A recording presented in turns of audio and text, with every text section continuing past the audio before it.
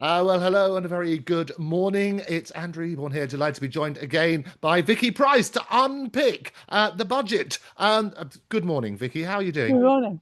Well, it's been a busy day, I have to say, but not just for me, but of course for everyone, including the poor Chancellor, who was just on the Today programme sounding quite exhausted, I have to say. I mean, she had come from some other interview and probably didn't sleep very much last night, I'm guessing. So all sympathy with her on that, at least, not necessarily on all the measures, but certainly on Well, it that. was extraordinary. Before we get on to the measures, the thing that sort of dominated everything, which is the first time I've ever seen it, and is that all of the stations went away from Prime Minister's question time to unpick the budget even before Rachel Reeves had got onto her feet because of this leak from the Office of Budget Responsibility. What did you make of that? Well, that was really quite well, strange and funny at the same time because I was about to start a podcast, but we had, of course, listen to the budget first and then do an hour-long event, a live event. And of course, the moment I got to the green room, suddenly there was the announcement, we've got it already. It's been leaked. Is this possible? And indeed, then you watched before Rachel Reeves spoke to the Parliament, and while there was Prime Minister's questions, we were actually also watching the various other programs, including the BBC, which were going through the figures because they had already started analysing or looking for them. So you could see actually the presenter sort of flicking pages and said, "Oh, good, look at that. So it was all there. But of course, for us, we had to look at it through an online version, possibly that was there, and so it did help in some ways, but did it not complicate things as well? Because you were suddenly expected to know what was in the budget even before you had the real chance to go through the document, which actually is quite long. So with so many measures. Yeah. I think it's been counted that there were 88 different tax measures, which of course complicate issues quite significantly. And people in the who are very keen on simplifying the tax regime are not going to be too pleased with that. And it goes back to what you and I have been discussing, which is that it would have been so much simpler if all she had done was just raise income tax rates across the board.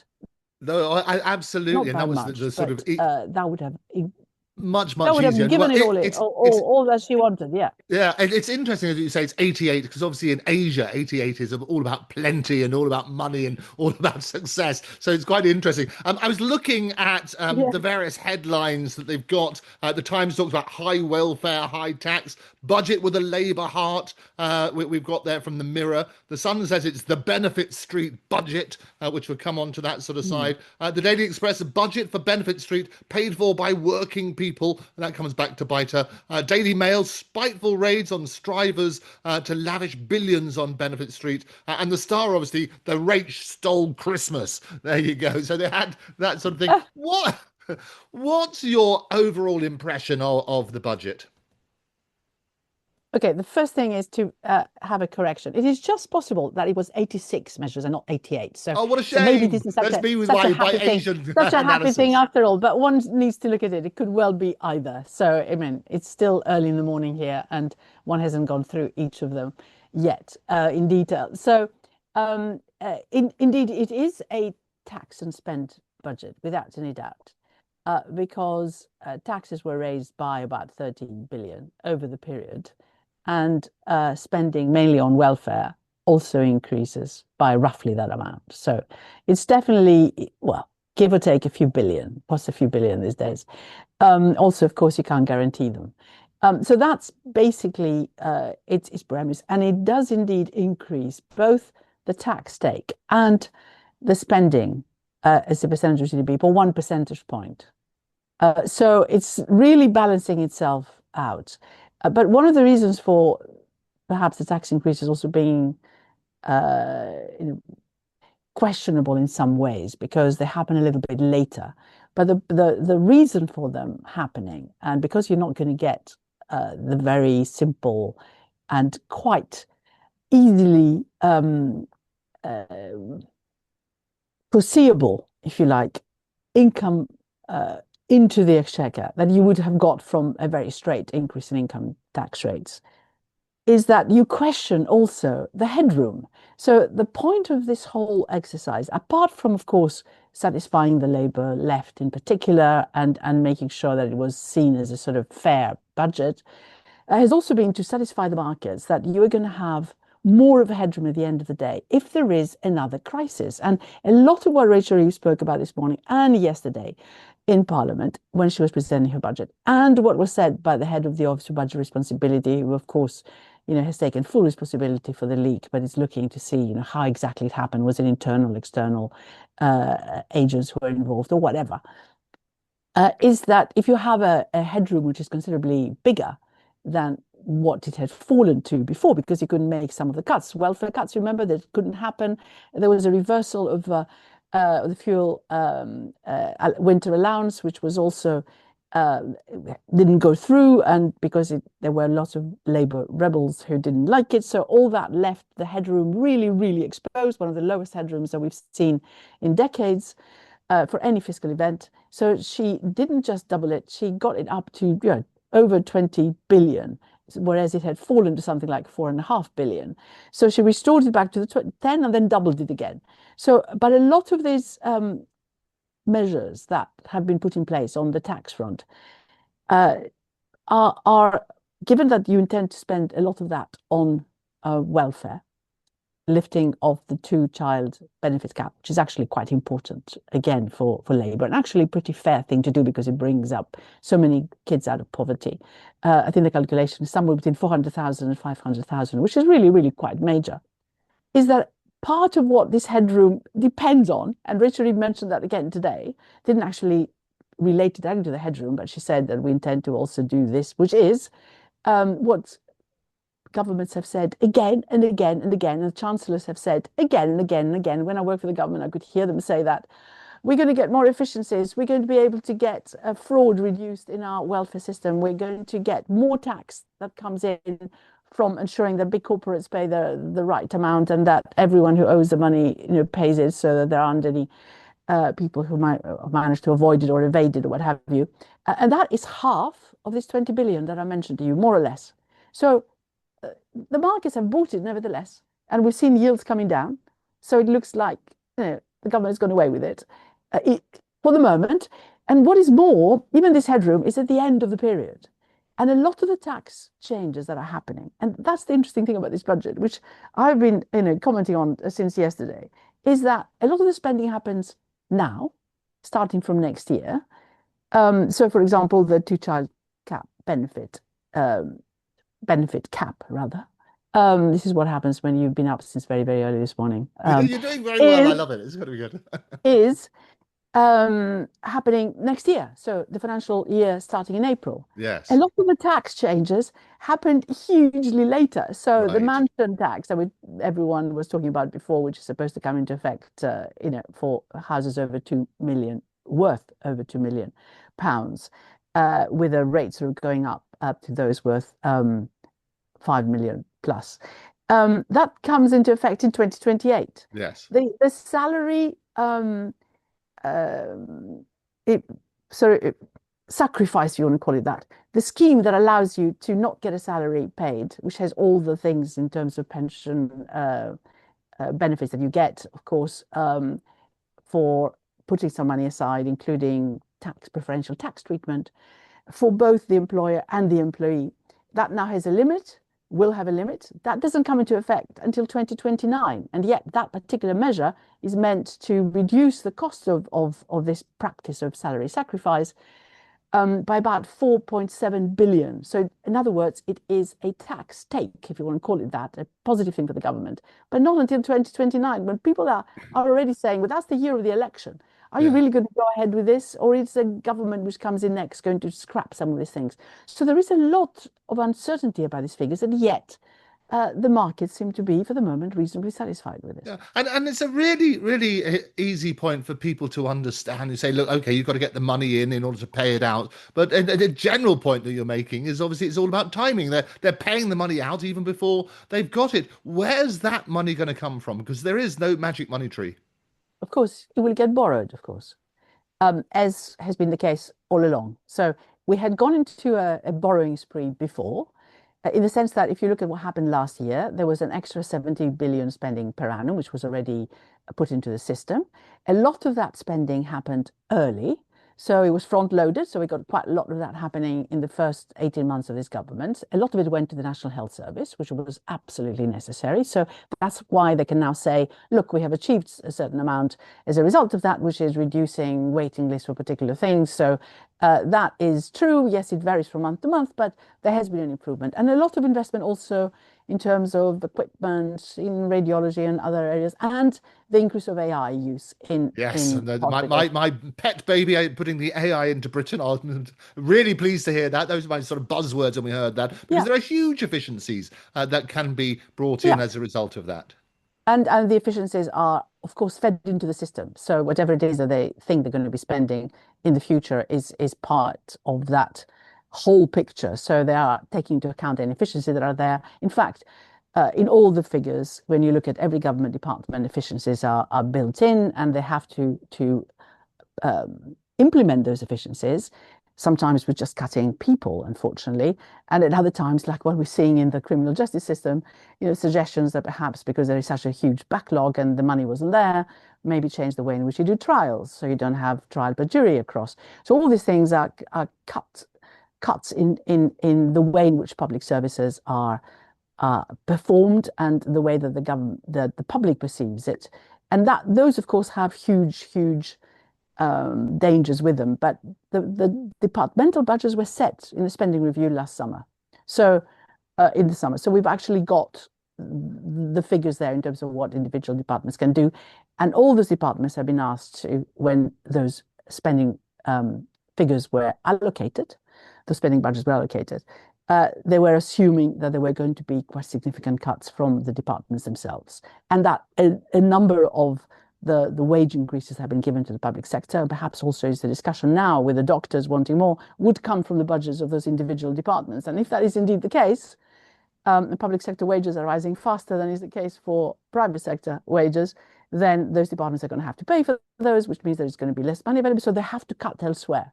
So that is the problem. Yes, you look like you are spending quite a lot of money on public services, or at least you're raising taxes to spend on welfare and other things. But actually, for the individuals who rely on those services, they don't always see an improvement. In fact, in some cases, they will see a reduction in that provision of services. So they've still got this problem to sort out, but you can understand why they want to raise taxes in order to be able to ensure that services are done, properly. But the truth is that in this particular case, most of it is going into welfare. So a lot of the taxes that are being raised are going to go into welfare, and the rest will have to be borrowed. Yeah. So going back to your original question, which is exactly what is going on. And the interesting thing is that there are two rules on the fiscal side. So the government doesn't borrow supposedly for current spending. In other words, day-to-day spending. This is why I went through this whole thing to say that a lot of the spending for the departments, I mean, they have to do it within the means they've been allocated. And if they start wanting to spend more in that one area, they're going to have to cut somewhere else. And that's the real problem for them, because you're not meant as a government to be borrowing to assist them to do that. So day-to-day spending is supposed not to be based on borrowing, is meant to be based on taxes. This is why we're seeing these tax increases taking place. But that is a target over, in 3 years' time. That's the way it works, which means that in the short term, going back again to your question, you borrow.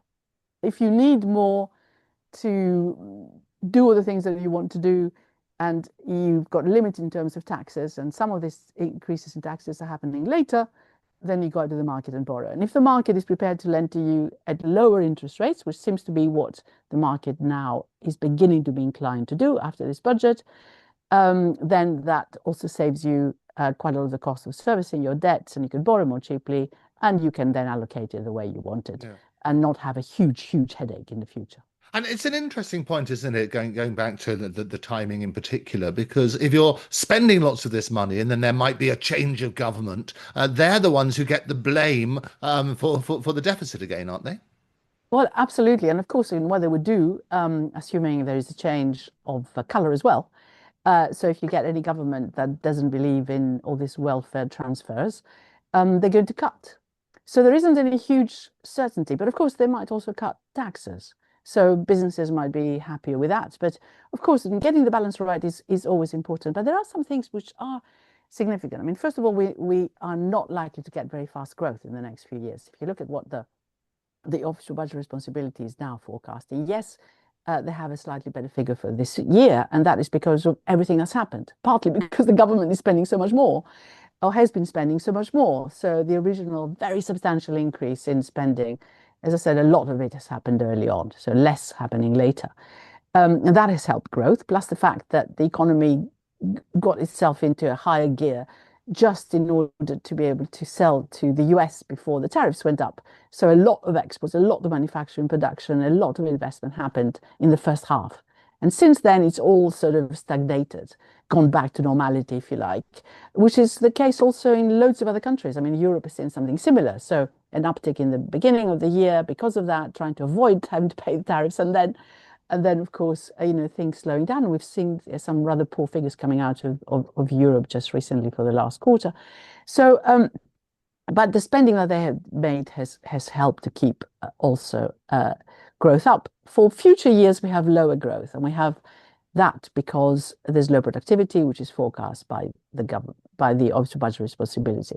And what the government wants to do is try and do slightly better than that. And certainly Rachel Reeves has said that. She said that this morning in the interview as well, that she beat the forecast last year and she wants to beat the forecast again this year, sorry, for 2025. She wants to beat them again for 2026. Now, how does she want to do that? And this is part of the measures that she introduced in the budget, which include freezing of various aspects of our day-to-day life, which include rail fares. It includes prescription charges. It includes taking out of your household energy bills some of the costs that people have to pay, which have nothing to do with how much energy you use, but are there anyway. So they're green levies that are attached to your bill. So she's going to take those out, which means that the inflation picture, which the OBR already said is looking a little bit better than they had anticipated, even though it's worse than what they said a year ago, but it's better than they thought just a few months ago.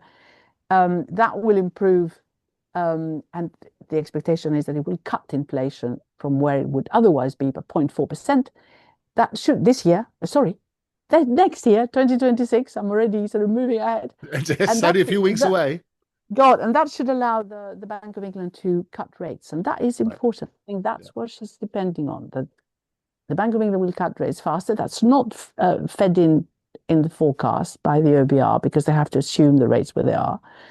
And that will, of course, mean relief for households that borrow, relief for companies, and relief also for the state because short-term central bank rates are very directly correlated with the yields. What I always love doing on this program is sort of breaking things down in a way that is palatable and understandable to the general population who are far cleverer than the media give them credit for with those sort of sound bites. I think it'd be really helpful to have the Vicky Pryce sort of rundown on what the measures were and the real impact for ordinary working folk. So if you can take us through, and we were chatting just before we came on air about the way that AI and the media, they always look for these sensational headlines. So it'd be good to get the Vicky Pryce sort of summary as to what you would call this budget if you were to write that headline, and to summarize the key measures from your point of view. Okay, it is a tax and spent budget, no doubt about that. For the individuals and households, the most important measure is the fact that the freezing of tax thresholds, which was supposed to stop in 2028, is going to carry on for another 3 years. And that is beyond the next elections as well. So who knows what's going to happen with that? This is something that was announced in 21, it was started in 22, and it was supposed to be unfrozen and be 28. Rachel Reeves said last year that she really didn't want that to continue because it was bad for working people. But now, of course, she's continuing with it because she needs the money. That's going to raise the just on that though, Vicky, when a government binds a future government, they don't have to comply, or do they? No, they can change that overnight if they want to. Yeah, so and I think that's really important. So all this sort of spend now and pay for it later, effectively, this is kicking it into potentially, if there were to be a change of government, and if you believe the polls now, there would be. It's basically creating that problem, maybe forward thinking for the election after next. Absolutely. The only thing is, of course, that she does need that money if she is to meet that headroom figure that we were talking about before and convince the markets that there is a plan ahead. And the question is, of course, any government that comes in is going to have to also depend on the markets because we're still going to have a big debt to service. Yeah. So personal allowance is frozen for a few more years. So basically, what that will mean is, even though it's not an increase, direct increase in tax, people's allowances, the cost of living is going up. So you're still going to get less money in your pocket as a result. Yes, and there have been some calculations that say that certainly for people who earn less than 35,000, that's a Resolution Foundation calculation, it would have been cheaper for them if there was a one, they, they would have been left with more money if there was just a one p in the pound increase in income tax than the changes that are in the budget right now. Okay. Next measure. On the tax front, what we have is a series of measures. So it's interesting you say measure. Um, so you've got something on the welfare side, which is of course the two child benefit cap, which is going as of next April. That of course is going to cost. I mean, it's interesting. So by the end of by year five, 4 or 5, it may cost, according to the Office of Budget Responsibility, about 7 billion. But for the moment, the assumption is it will be about 2.5 billion next year, the extra cost of that. So in order to make up for it, gaming duties are going up, online gaming in particular. So they could raise just under 2 billion. So that almost makes up for it. It was always thought that there would be something that increases to hypothecate this for the extra cost on welfare from that change in policy of the towards children. And then you have the salary sacrifice one, which is an interesting one because that is supposed to go, of course, as I said, in 2029. But that, if it does indeed happen, will raise or at least reduce the cost of the exchequer by 4.7 billion. So that's quite large. It affects people's willingness to maybe work harder because then they will all, have to pay more in terms of tax, but also for employees, it will mean that they have to pay national insurance contributions on that money, which is now going to be salary rather than something which can be put aside for pension. So that's an extra cost to businesses, adding to everything else that they have to live with, such as the increase in national insurance contributions that we saw last year. The other ones include taxing electric vehicles per mile. So because, of course, fuel duty right now collects about 25 billion a year. Well, if you have electric vehicles, then that's going to be a problem. It leaves you a bit of a gap. And what is more, it's not just the fuel duty that you have to pay, which of course has been frozen for the time being. So, it's just over, 52 a p per litre, something like that. Then you have VAT on top, of course. And also what you pay for your vehicle excise duty. So you're paying for driving the car. That has been low for EVs, but actually it's about to increase. But if you have EVs rather than petrol cars, then you've got a real shortfall in what you collect. And since this government has also frozen fuel and the ones before fuel duty since 2011, I think, there's a big gap there that will need to be filled anyway. So imagine how much easier it would have been for the government if they had increased fuel duty with inflation every year. Anyway, so that's another one. And it is actually likely to be collecting quite a few billion by the time it takes full effect. But even that one won't happen for 2 years. Right. But what it means is that you pay 3p per mile. And the question is, how do you calculate it? So loads and loads of comments about this. The easiest way, it seems, is if you do an MOT. Now, of course, you question whether you need to do MOTs, and I'm not sure whether even doing a yearly MOT for an EV is essential, but obviously there's going to have to be a check.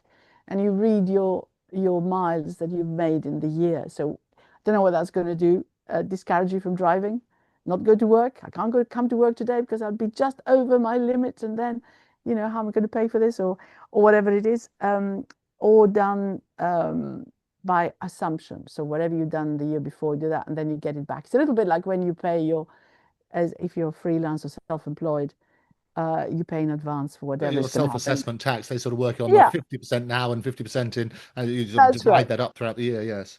Something like that. But there is a question mark because we're subsidizing EVs on the one hand, and then we now decided, not having told anyone this was going to be the case, that we're also going to charge you as you drive. So given Yes. that EVs already have difficulty even charging their vehicles, that is just Yeah. maybe Well, a part of miscarriage. the investment is in this whole infrastructure. We spoke yesterday, just before the Hmm. budget, about that sort of side and the need for the rails and so on and so forth. Do you think that investment is going to be enough, and will that make a change in people's sort of behaviour, if you like? But there was a re-announcement of the investment that's happening on charging points, and I think that's good news, and also some extra support on the subsidy front, if you like, to encourage people to move to EVs. There is no doubt that that's the way we're moving. And by the way, I should have mentioned that there is only half of that cost per mile for hybrids. So it looks like they are still, because there was a big fuss about will you still allow hybrids in the future? Or is it all going to be just electric? And it looks like in this particular case, they've been reasonably positive about the hybrids, but that is, of course, because a lot of the hybrids just fill with petrol and then that charges the battery and they carry on that way. Um, they have therefore a much wider range that they can do. But anyway, they're given a little bit of an allowance for hybrids as well, Yeah. which is a bit more generous than for Sure. EVs. There's also this knock-on effect. Talk to us about investment and dividends and so on and so forth, because Yes, that's been brought in line with absolutely. Income tax just about now, hasn't it? Well, absolutely. So it's interesting when you talk about whether the manifesto commitments have been broken or not. So, I mean, they have been broken in a number of ways. I mean, first of all, with extension of this the threshold, the frozen period, which has gone up for another 3 years, because of course that means you have to pay a lot more tax. And the calculation is that by the time all this has finished, and from the moment that the thresholds were frozen, we're going to end up by, I think in 3 years' time, I think is what the OBR is now forecasting, with an extra five, because there's frozen thresholds, 5 million people, new 5 million people paying the standard rate, and another 5 million people paying the higher rate, which is really extraordinary how it's influenced the tax take. And it's one, when we talked earlier about how she's going to finance various things, the truth is that because wages are rising faster and than been anticipated, and they're actually rising in real terms, even though real disposable incomes are not doing that well because of tax and everything else. There is a lot of tax that's collected. So from individuals, not so much from businesses, but from individuals. But what she has also done is increased the tax rate. So income tax has gone up, strangely, for savings income, for property income. So landlords have to pay 2% extra income tax, and on savings, 2% extra. And of course, dividends as well, which have gone up roughly by the same amount. So that means, I don't know, for many people, on the one hand, you're encouraging a bit like with EVs, you're encouraging to go out and invest and take more chances and help UK companies in the stock exchange improve the valuations, make sure many more companies come and list here. And there's been some concessions on the listing front as well. So the government is very keen on that side. And then with the other, you're actually penalizing people with savings. Yeah, and And and so it that's a is debate. interesting, sort of the knock-on effect, and this was again raised in the House. Kemi Badenoch talked about a couple of Mm, things. If you look at the landlord side, her general point was, well, actually, it's going to be passed on to the tenants anyway. absolutely, which unfortunately is what tends to happen. It's a little bit like with the national insurance contributions. It's passed on to the consumers, or it's passed on to the people who work in companies because they get lower increases in their wages or they lose their jobs. But yes, or not only perhaps will they charge more, but they might just exit the market, which has become quite difficult anyway because of all sorts of new regulations and in some places, a bit like what was the case with Reeves, you got to declare your house if you're renting it to a particular council. So there is all that uh, regulatory side, which quite a lot of landlords find now, including environmental issues and safety, quite cumbersome for them, even though they're good things. That they would be exiting the market. So that is one you need to watch. Everything that you do on the tax front has a knock-on impact in Yeah. terms of behavior. And the reason why we as economists would much rather have a simpler tax like the income tax increase or national insurance contributions, whatever it was, or even reverse the one of Jeremy Hunt's before, is because all the other changes, all the little, whatever they are, 88 measures, whatever it is, maybe 86, as we discussed, um, actually, particularly if they don't happen immediately, encourage quite a lot of behavior change. And if you change your behavior, you simply cannot guarantee you're going to get that money. Oh yeah, Uh, absolutely. We spoke about this several times. Is obviously that you start taxing people, the very wealthy, they disappear altogether. So you get 100% of nothing is not a lot. The other thing you mentioned about the houses and so on and so forth, maybe the knock-on effect for that and the increase in council tax, because you've got to, it's two thresholds, isn't it? One is the 2 million, then the 5 million. It sounds like a lot of money, but a lot of people are sort of property rich and cash poor, especially if you live in London, where house prices are absolutely crazy. Do you think that's going to have a knock-on effect, a big knock-on effect on the housing market? well, it might, but first of all, it's not going to happen until 2028. That's the first thing to say again. And it's interesting that the Lib Dems, for example, this morning again have come out against it because they're saying it's unfair because indeed, as you suggested, quite a lot of people live in houses whose value has gone up, but without necessarily having uh, caused this to happen. And also, they are indeed income poor to a considerable extent in various bits. But there is no doubt there are some properties which are incredibly expensive, owned by people who are very rich, and maybe there is a fairness issue. For me, the most interesting thing of all is that there's been such a fuss about it, and indeed people started trying to sell their houses early, Right. before the budget, but of course expecting things crazily that they would happen immediately, whereas of course we know in any case it wouldn't happen until April, maybe a bit longer, but actually now it's not going to happen for another 2 years. But the amount it's supposed to raise is peanuts. Sorry, peanuts in the sense of by comparison to everything else that we just went through, the gambling duties, the salary sacrifice, etc., etc. It's very small. It's about 400 to 500.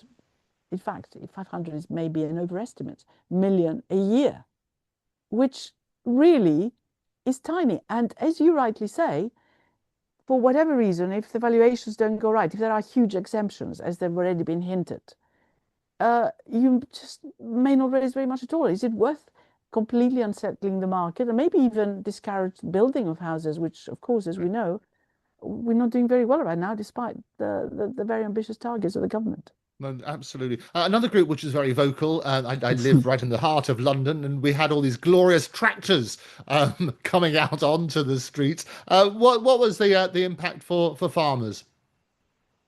There's been of a giveaway there in terms of being able to transfer between husband and wife the allowance that you have, so that somebody could end up with at least having sort of 1 million of allowance before any inheritance tax perhaps needs to be charged. So a little bit of I mean, obviously one needs to look at it and see how much difference it makes and for how many. And there are complaints that actually doesn't really deal with the problem. So the farmers issue is still there. Transferring a business is an issue for many, and the cost of doing so is getting lots of people to think perhaps we give up on farming. And yet we know, and recently, of course, it's been re-emphasized because you look at the high price of food, is one area of inflation which has continued to rise, and that's a bit of an issue. That we do need local farming, and we do need to encourage it more. And quite a lot of sort of smaller farms might just go out of business, and that's been an issue. So they haven't necessarily been given any serious sort of food back to keep them happy for a while. But there've been some small concessions. But obviously, whatever lobbying there has been seems to be having some small impact, and I would suspect that that will continue. Yeah. So in summary, then, who are the real beneficiaries and who are the real losers? Beneficiaries are those who are now restricted by the two-child benefit cap. That's the one thing. Because I think the calculation is that those families, and there are hundreds of thousands of those, may well be £5,000 better off, um, which is something. The losers um, are the working person, really, who are going to have to carry on paying a lot more tax than would otherwise have been the case. And where, if you look at the data and the forecasts, by the end of this period of this parliament, they're still going to have real disposable incomes lower than they were pre-financial crisis.